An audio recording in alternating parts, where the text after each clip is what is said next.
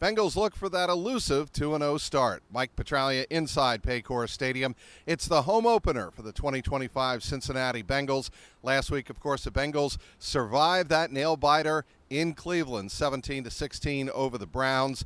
The consensus is throughout the Bengal locker room they're going to have to execute a lot better, especially on offense, if they are going to beat Trevor Lawrence and the Jacksonville Jaguars here and improve to 2-0 for the first time, believe it or not, in the Zach Taylor era. And Zach Taylor has never won in week number 2 of the NFL season. Bengals have that opportunity this afternoon. They are opening in orange for the second straight year. Of course, you'll remember the disaster of 2024 when they opened in orange against the New England Patriots, heavily favored. They came out and laid an egg 16-10 in a season-opening loss when they opened in orange. Hopefully for the Bengals, it's a different result this time around. But again, they're going to have to execute a lot better on offense if they are going to beat the Jaguars. The key to doing that, according to Dan Picture, the offensive coordinator, and head coach Zach Taylor, they said this week they have to be better on early downs. They cannot leave themselves third and long in obvious pass situations. They want to get deep into the play sheet, and you do that by getting to second and medium, second and short, and of course third and short, and be able to keep the defense on its heels. They were not able to do that last week in Cleveland, and it almost cost them. Of course, we all remember those 3 consecutive sacks in the fourth quarter, including the third and final one in that series, where Joe Burrow was almost sacked in the end zone for a safety that would have potentially won the game for Cleveland. But the Bengals were able to escape Cleveland, put that to rest. They checked one box. They finally got a season-opening victory, opening 1-0 for the first time since 2021. Now the Bengals look to go 2-0 for the first time since 2018. And that was, of course, the last year of the Marvin Lewis era here in Cincinnati. They started that season, of course, 4-1, then the wheels came off.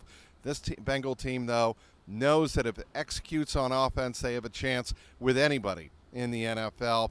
As for the temperature this afternoon, it's going to be pretty warm as in terms of the actual temperature. It's going to be mid to low 80s here at Paycor, but it's the humidity that I think Zach Taylor and the coaching staff and, of course, the training staff are concerned about this afternoon. They want to make sure everyone's hydrated, got their fluids on Friday and Saturday, and this afternoon they'll be doing some things in a unique manner, according to Zach Taylor. He told us on Friday to make sure that players are properly hydrated. Humidity between 50 and 55% at the 1 p.m. kickoff. And again, we are expecting temperatures of around 82 to 83 degrees for the 1 p.m. start to this game. In terms of what the Bengals have to be concerned for on the other side, Travis Etienne is coming off an incredible performance against the Carolina Panthers. Jacksonville winning last week in Liam Cohen's NFL debut as head coach, 26-10, and it was Etienne who had 143 yards rushing on just 16 carries. Of course, one of those carries was 71 yards that set up a touchdown just before halftime.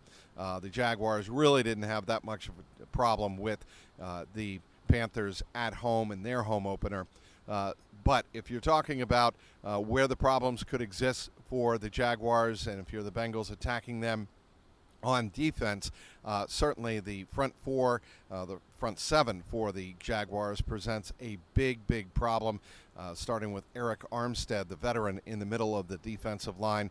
Bengals have to make sure that they are ready for all pressures. And also of note, this will be the first start for for Dalton Reisner at right guard in this game. Of course, Lucas Patrick going on injured reserve this past week with an injured calf suffered during the Browns game last week. Of course, there will be a lot of festive events here this afternoon. Sam Hubbard is ruler of the jungle. Joe Burrow saying this week that I'm sure he'll have a muscle flex or two in the pregame ceremony when he is declared ruler of the jungle. That'll be a lot of excitement, a lot of electricity expected here in the stadium for this home opener. You can already see fans lining up outside, tailgating about 4 or 5 hours before the game. Everyone with their orange Bengal jerseys on.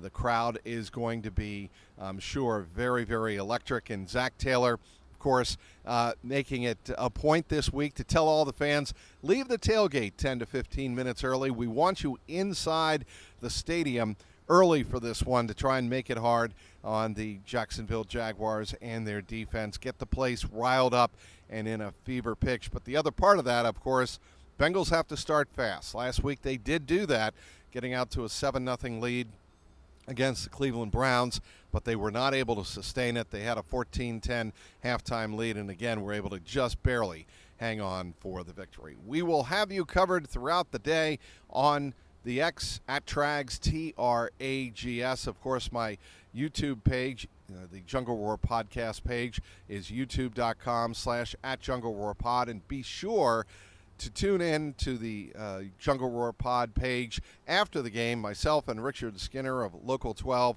will have a complete breakdown on the Jungle Roar post-game pod. And, of course, as always, we'll have online coverage at CLNS Cincy with a Y.com. Happy opening day, everybody. My name is Mike Petraglia, inside Paycor Stadium, CLNS Media.